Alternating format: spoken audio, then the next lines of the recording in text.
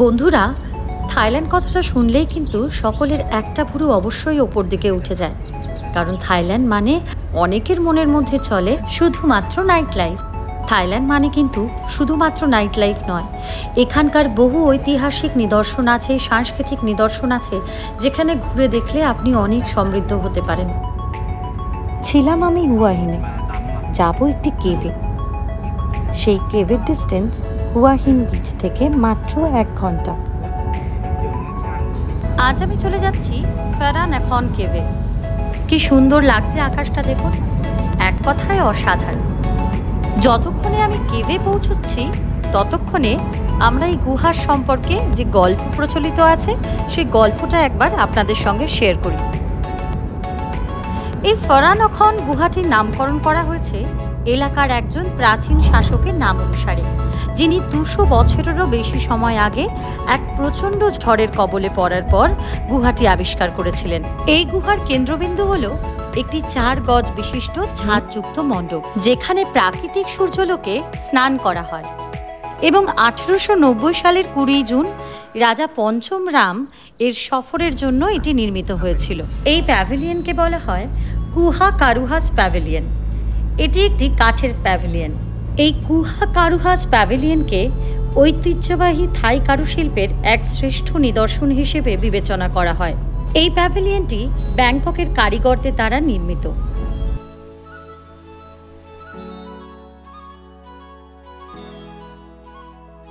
Hi friends, আমি Suchismita, welcome to Suchi story. গুহায় পৌঁছানোর আগেই আপনাদের সমস্ত গল্পটা আমি শেয়ার করলাম, কারণ যখন গুহা আমার সঙ্গে আপনারা দেখবেন তখন কিন্তু গল্পের দিকে আপনাদের মন থাকবে না। দেখুন, গল্প বলতে বলতে পৌঁছে গেলাম ফারানাখন কেভের এন্ট্রি গেটে।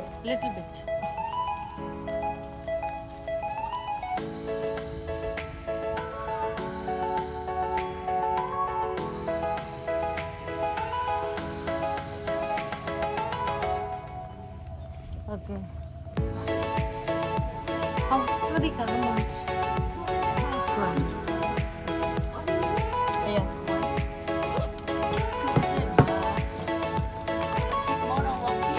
আপনি যদি হেঁটে কেভে যেতে চান তাহলে আপনাকে ধরতে হবে এই রাস্তা। আর এই হলো বোটের ticket counter. How much? 200. You look island? No. You look cave. Cave. Island and cave very good, na? Yes. No, island. Look island and cave Okay. very good. Island and cave for 8 baht. 8 baht. No, only cave. Okay. Phone. Jacket นี่จะเดินป่ะ jacket พี่ล้ำลูก เท่าไหร่คะ4 บาท ล้ำเดียวทำไมให้เป็น For แสนทำ one? ไม Yes. Okay. โอ้โหน้ำลงนู่นเลยพี่บอกให้หน่อยดิอ๋อน้ำมันลงนี่ Too far. number 49 นะ 49. Okay. Yes. Okay. Okay I will here Okay.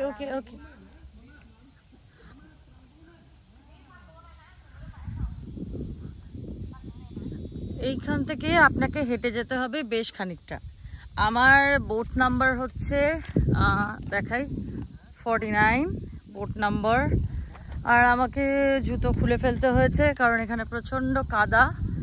এই কাদার মধ্যে আপনি হেঁটে যেতে হবে। এখানে প্রচুর টুরিস্টরা আসছে, প্রচুর লোকজন আসছে।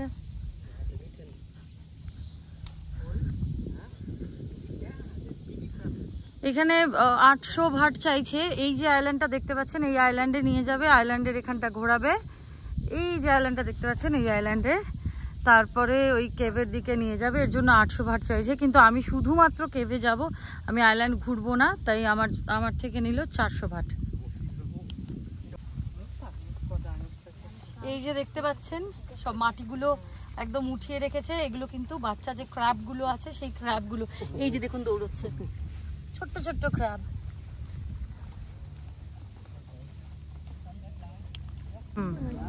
এখানে যাওয়ার দুটো রাস্তা, একটা হচ্ছে ইদার আপনাকে এই মাউন্টেনটাকে হেঁটে প্রায় 2 কিলোমিটার রাস্তা এই মাউন্টেনটা আপনাকে হেঁটে ক্রস করতে হবে, 1.5 থেকে 2 ঘন্টা লাগবে ওই কেভে পৌঁছতে গেলে। আর নয়তো আপনাকে এই বোট নিতে হবে, বোটে করে আপনাকে যেতে হবে। এরপর থেকে এতটাই কাদা যে ক্যামেরা হাতে নিয়ে ব্লগ করতে করতে পথ চলা একেবারেই অসম্ভব।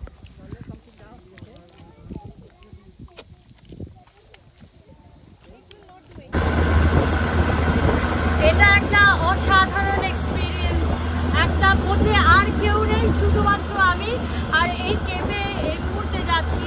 পুরো কাদা মাখা পা, পায়ের মধ্যে ভর্তি কাদা ছিল, প্রায় হাঁটু ভর্তি কাদা টপকে এই বোটে এসেছি। এবার কেভে যাব, প্রায় 3 থেকে 4 মিনিট লাগবে বোটে যেতে।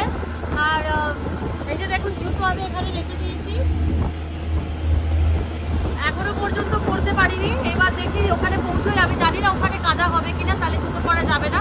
কিন্তু মাউন্টেন যেহেতু আমি যাব, সেহেতু আমাকে জুতোটা পরতেই হবে, তাই আমাকে জুতোটা ক্যারি করতে হয়েছে। দেখা যাক এরপরে কি আছে, আমার সঙ্গে থাকুন।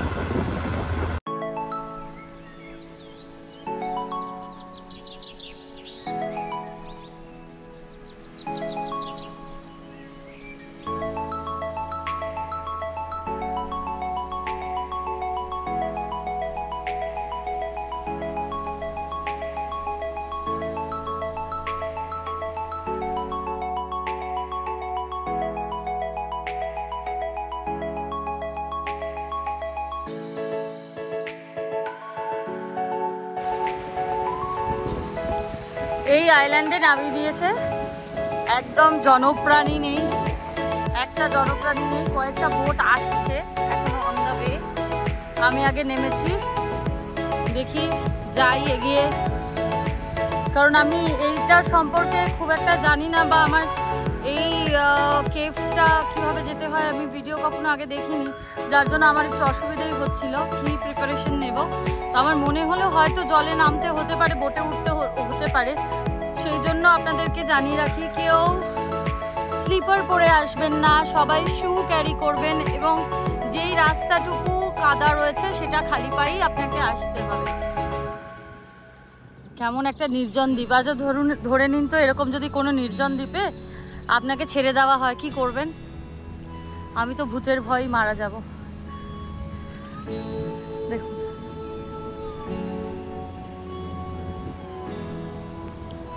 লেখা আছে লামসালা বিচ, আর যে কেভটায় আমি যাচ্ছি এই দেখুন এইখানে লেখা আছে ফ্যারা নাখন কেভ, ও যে দূরে।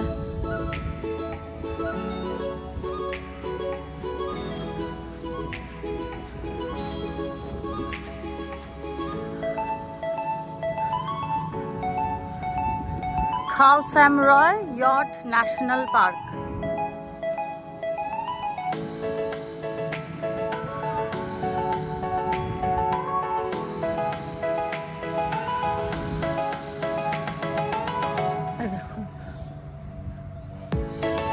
ওই দিক দিয়ে যেতে হবে, আপনাকে এই বিচে নামিয়ে দেবে, এরকম একটা জায়গায় নামিয়ে দেবে। তারপর এখানে আসতে হবে আপনার পা ওয়াশ করে জুতো পরার জন্য। এখানে আসার পর এখানে গাইডলাইন্স আছে কিভাবে আপনাকে যেতে হবে, সেই গাইডলাইন্স অনুযায়ী আপনি চলে যেতে পারবেন।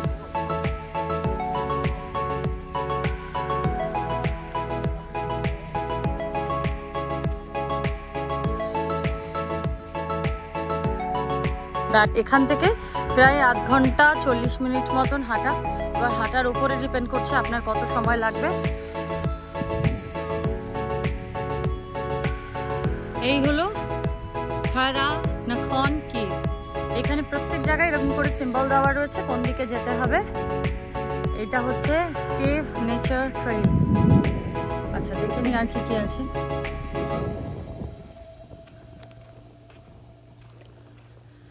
আচ্ছা এখানে লেখা রয়েছে যে কোন কোন জায়গা কতটা দূর। আমি এটার একটা ছবি স্ক্রিনশট নিয়ে রাখছি, আপনাদেরকে আমি দিয়ে দেব।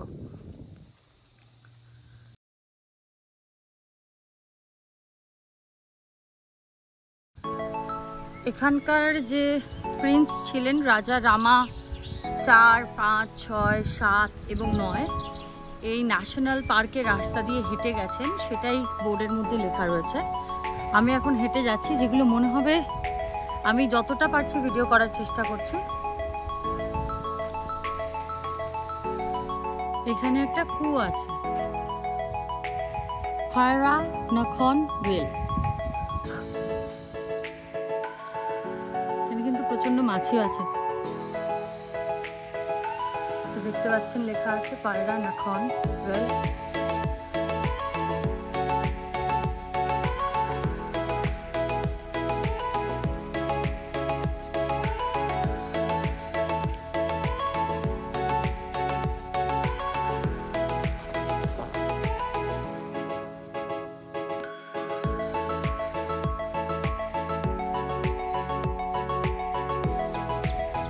এরপর এখানে এনাদের মন্দির রয়েছে আরাধ্য দেবতার। এটা টুরিস্ট স্পটের মধ্যে পড়ে না, এটা এনারা নিজেরা এখানে পুজো করেন। তাও আমি একবার দেখিয়ে দিচ্ছি আপনাদের জন্য।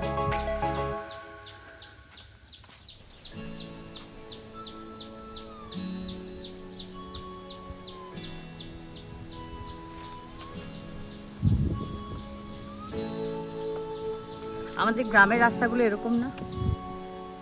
এখানে বলে দিয়েছে আপনার যদি শারীরিক পরিস্থিতি ঠিক না থাকে তাহলে এটাকে না যাওয়াই বেটার। আর 430 মিটার দেখাচ্ছে।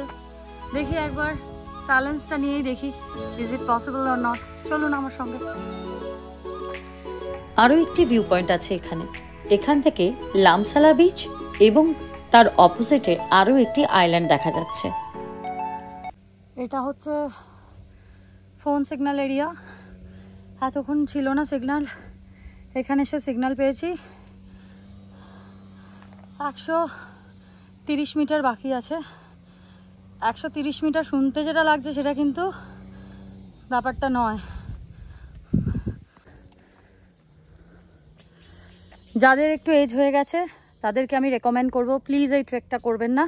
বাইকে আসার দরকার নেই। কিন্তু যারা হাঁটতে পারেন বা হাইটে খুব একটা সমস্যা হয় না, কারণ পুরো প্রায় 450 মিটার রাস্তা আমরা দেখেছি, কিন্তু পুরো রাস্তাটাই পাথুরের রাস্তা এবং প্রচুর সিঁড়ি, পাথরের সিঁড়ি। আমি দেখাতে দেখাতে এসছি, আরও কিছুটা যাব। এবার সিঁড়ির থেকে সিঁড়ির ডিস্টেন্স অনেকটা, মানে এখনও 130 মিটার বাকি। দেখি আর কতক্ষণ লাগবে আমার উপরে পৌঁছতে। চলুন আপনাদের রাস্তাটা একবার দেখাই, দাঁড়ান। এটা সমান রাস্তা, কিন্তু যেখান থেকে এসছি সেটা যথেষ্ট পাথুরে। ওইভাবে হাঁটতে হাঁটতে কথা বলতে পারবো না, তাই ভিডিও করতে পারিনি। এবার দেখুন।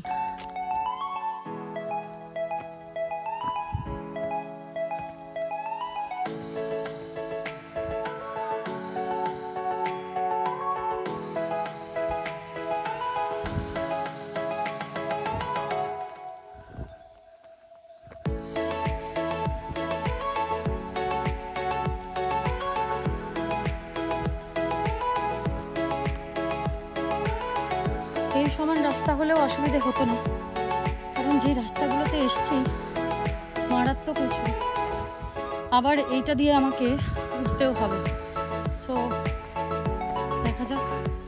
যাদের হাঁটুর প্রবলেম, পায়ের প্রবলেম, হার্টের প্রবলেম, প্লিজ এই জায়গা মোটেও রেকমেন্ডেড নয়। তবে একজন ভদ্রলোককে আমি যখন উঠছিলাম তখন দেখলাম পায়ে একটা বেশ বড় অপারেশন, অনেকটা পা দেখলাম স্টিচ করা। এক পা দিয়ে খোঁড়াতে খোঁড়াতে উনি উপর থেকে নামছিলেন, তাতে একটু মনোবল পেলাম, এই আর কি। আর 30 মিটার এই রাস্তা হলে আরামসে 30 মিটার চলে যাওয়া যায়, কিন্তু ওঠাটাই অনেকটা ডিফিকাল্ট। নিচে কিছু মানুষজন ফিরছে। আমি জলটাও খেতে পাচ্ছি না, তার কারণ কতটা দূর বুঝতে পারছি না। জলটা শেষ করে ফেললে এখানে তো জল খাওয়ার কোনো ব্যবস্থাও নেই, আর কেউ দেবেও না, কারণ তারা নিজেদের রক্ষা করবে না আমায় রক্ষা করবে। দেখুন লোকজন আসছে। এখানে বলে দিয়েছে slippery route, so mind your steps, বুঝে শুনে পা ফেলতে হবে। সো দেখা যাক কোনটা রাস্তা, উপর থেকে বোঝা যাচ্ছে না। এই দেখুন ওখানে কিছু একটা আছে, আবার ওদিকেও একটা রাস্তা আছে, দেখা যাক চলুন।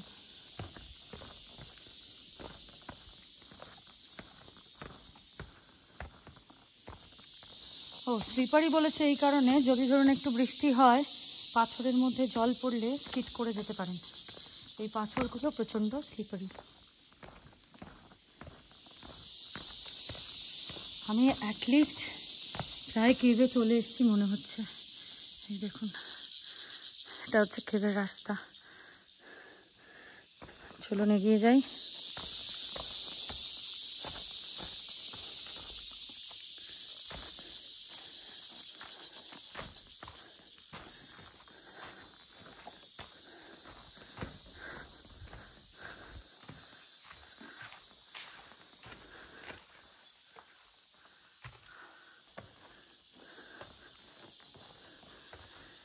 এইসব কেভে ঢুকলে কেমন একটা গা ছমছমে ব্যাপার লাগে।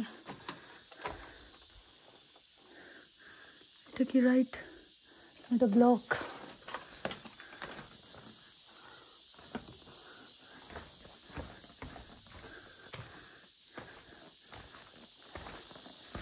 কেউ না আসা অব্দি তো বুঝতেও পারছি না। এইটা বোধ হয় this way. Hello hello hello, না ভুল রাস্তায় ঢুকে গেছিলাম। ওই যে একজন আসছে তাকে একবার জিজ্ঞাসা করে দেখি, উনি বলতে পারবেন। নিচ থেকে উঠছেন মানে ওদিকে আরেকটা রাস্তা আছে, কিন্তু কোন দিক দিয়ে যাব বুঝতে পারছি না। এই দুটো পাথরের মধ্যে থেকে নাকি ওদিকে আসার রাস্তা আছে। এতবার করে ডাকছি, শুনতেও পাচ্ছে না, বুঝতেও পারছে না। না এবার শুনেছে, ঠিক ধরেছি, ভুল রাস্তায় ঢুকে গেছিলাম একটুর জন্য। না উনি আমার ভাষা বুঝতে পেরেছেন, আমি অন্য ওয়েতে চলে এসেছি, আরেকটা ওয়ে আছে।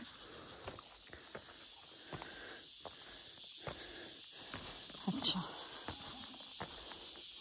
ওকে ওকে।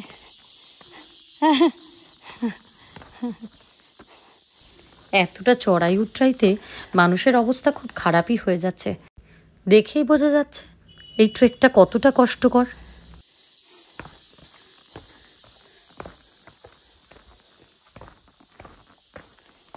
ঝপঝপ করে তো নেমে যাচ্ছি, ওঠার সময় যে আমার কি হবে আমি নিজেই বুঝতে পারছি।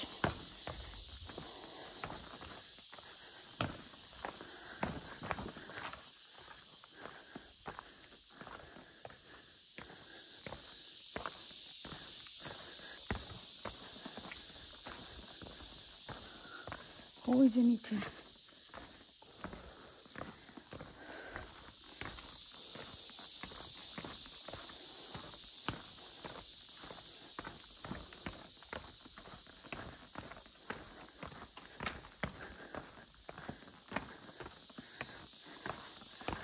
ও আচ্ছা, ড্রাই ওয়াটার ফল। এখানে কোনো ওয়াটারফল ছিল, তারপরে এটা ড্রাই হয়ে গেছে।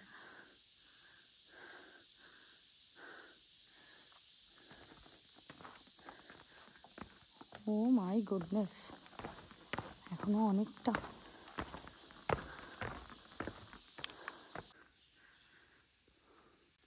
পুরো জনপ্রাণী যা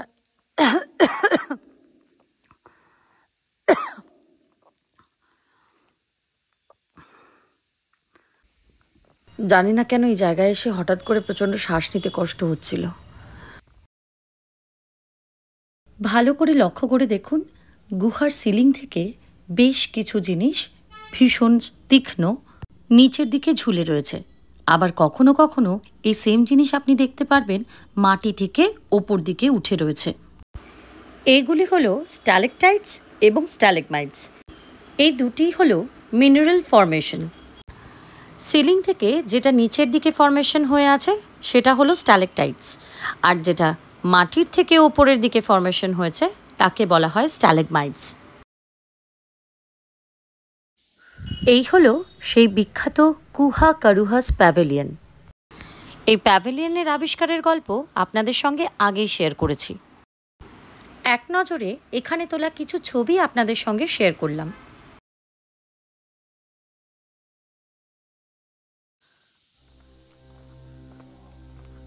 কি বিশাল কেভ, দেখুন কি বিশাল ঘর।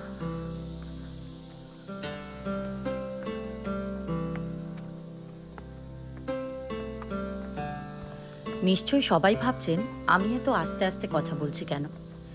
যারা আমার ডেসিবেল সম্পর্কে ওয়াকিবহাল তারা জানেন আমি খুব একটা আস্তে কথা বলতে পারি না, কিন্তু এরকম একটা কেভে ঢুকে শান্ত নিরিবিলি পরিবেশে যদি আমি আমার ডেসিবেলে কথা বলি তাহলে সেটা মোটেই গ্রহণযোগ্য হবে না। আপনাদের আগেই বলেছি এই গুহার বিশেষত্ব হলো এই প্যাভিলিয়নের ওপর পড়া সানলাইট। এই সানলাইটের সময় সকাল 9টা থেকে 11টা। এই সময় সূর্যরশ্মি ডিরেক্টলি প্যাভিলিয়নের ওপর পড়ে এবং সেটা দেখতে অসাধারণ লাগে। কিন্তু যত বেলা বাড়তে থাকে সূর্যরশ্মি ধীরে ধীরে নিজের স্থান পরিবর্তন করা শুরু করে। তখন কিন্তু বেলার দিকে গেলে এই ভিউটা নাও পেতে পারেন। এই জায়গায় মঙ্কদের বিভিন্ন অনুষ্ঠান করা হতো এবং রয়েছে একটি ন্যাশনাল পার্ক। বৃষ্টির জলের সাথে মিনারেল মিশিয়ে যে রক ফরমেশনগুলো রয়েছে তারই সমস্ত তথ্য এখানে দেওয়া রয়েছে।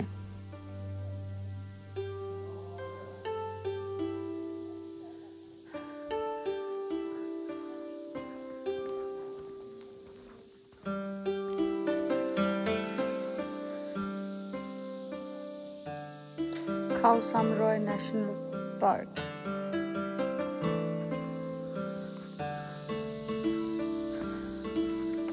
Anything is there? Okay.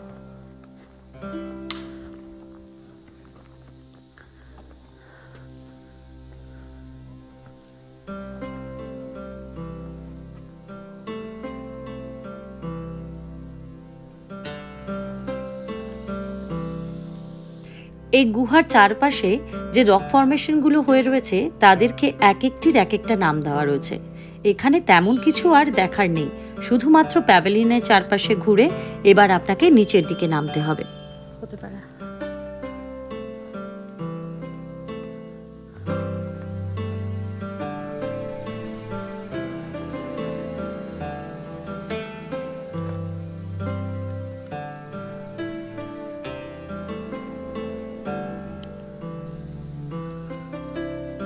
কিছু দেখার নেই। এখানে দাঁড়িয়ে একটা ছবি তোলার ইচ্ছে আছে আমার।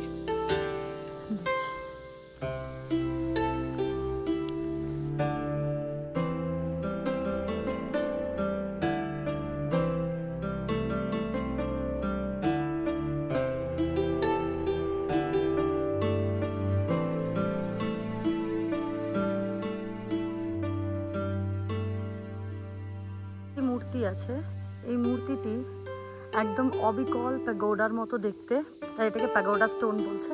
আর ভেতরে দেখুন একটা বুদ্ধর মূর্তি আছে।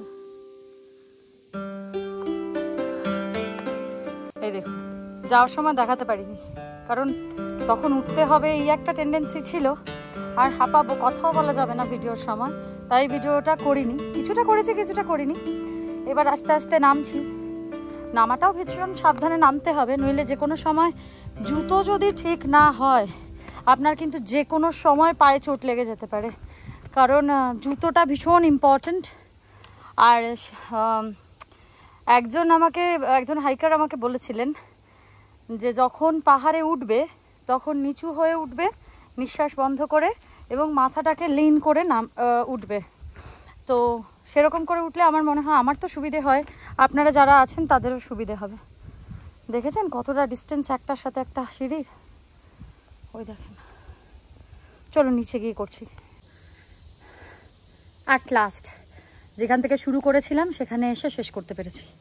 এই দেখুন। ও সরি, আরেকটু এগিয়ে গিয়ে দেখাই। ওই দেখুন, ওই সিঁড়িটা দিয়ে উঠতে হয়েছিল। এই যে এখানে যাওয়ার সময় দেখিয়েছিলাম আপনাদের, আবার নেমে দেখালাম। এখানে 5 মিনিট রেস্ট নেব। আমি পাহাড়ে উঠতে হবে বলে কিছু ব্রেকফাস্টও আজকে করিনি, তো ব্রেকফাস্ট একটু করব, একটু চা খাবো, জল খাবো, তারপরে আমার বোট কোথায় জানি না, বোটকে আবার ডাকতে হবে কাউকে বলে। চলুন এগিয়ে যাই। এখানে একটা রেস্টুরেন্ট আছে, একবার দেখাবো আপনাদের খেতে খেতে। তো প্রচণ্ড গরম লাগছে, আমি ভুল করেছি আমার একটা টাওয়েল বা হ্যাঙ্কি ক্যারি করা উচিত ছিল, তো করিনি। আপনারা ক্যারি করবেন, মসকিউটো রিপেলেন্ট ক্যারি করবেন, আর একটু সানস্ক্রিন অবশ্যই ক্যারি করবেন। আমি ইউজ করে এসেছি, ক্যারি করিনি। তো আপনাদের জন্য এটা সাজেশন কি আপনারা যদি আসেন তাহলে অবশ্যই এই জিনিসগুলো ক্যারি করবেন। প্রচণ্ড হাঁপাচ্ছি, আর এখন কথা বলছি না, বোটে উঠে যতটা সম্ভব আপনাদের দেখানোর চেষ্টা করব। চলুন।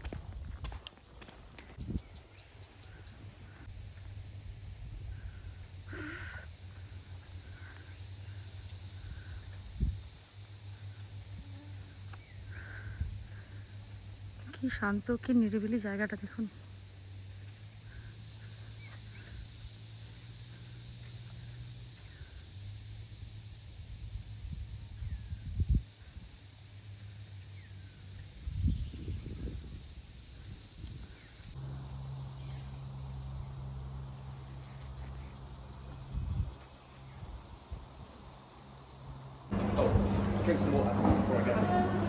কোকোনাট ওয়াটার, শ্বাসটার জন্য এই যে চামচ নিয়েছি, পুরো কেলো ভূত হয়ে গেছে রোদে।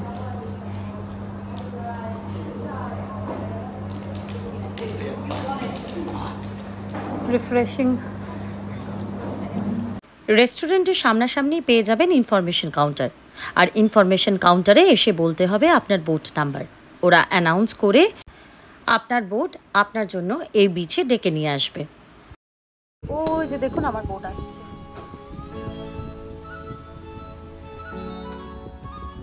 প্রচন্ড রোদ বাইরেটা, আর দেখতে খুব শান্ত পরিবেশ, ঠান্ডা পরিবেশ, বেশ ভালো লাগছে।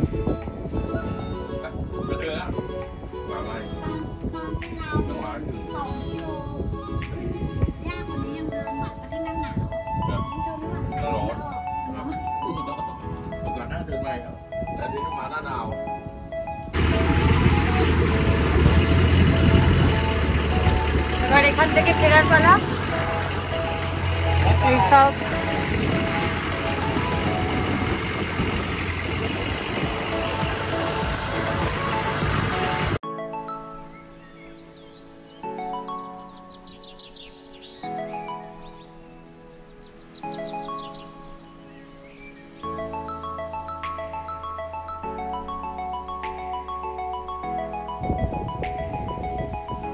আবার যেখান থেকে স্টার্ট করেছিলাম সেখানে ফিরে আসলাম।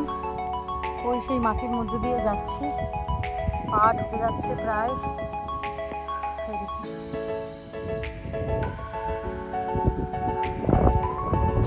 কি অবস্থা বলুন তো। চলুন চলে যাচ্ছি আরেক জায়গায়। ব্লগ শেষ করার আগে আপনাদের জন্য রেখে গেলাম গুহার বাইরে এবং গুহার ভেতরের কিছু ছবি।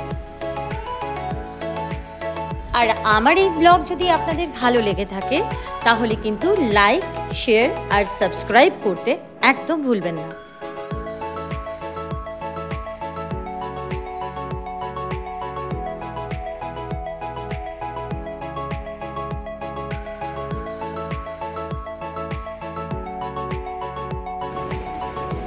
এই যে এখান থেকে আসলেন, ওই দিকে রয়েছে, ওইখানে ঘাটে নামলাম, বিচে নেমে এখান থেকে এসে এইখানে পা ধোয়ার ব্যবস্থা রয়েছে, পা পুরো পরিষ্কার করলাম। 5 ভাট অনলি। আজকের ব্লগ আমি এখানে শেষ করলাম। দেখা হবে নতুন আরেকটি ব্লগে। ততক্ষণ সবাই ভালো থাকবেন, সুস্থ থাকবেন। টাটা।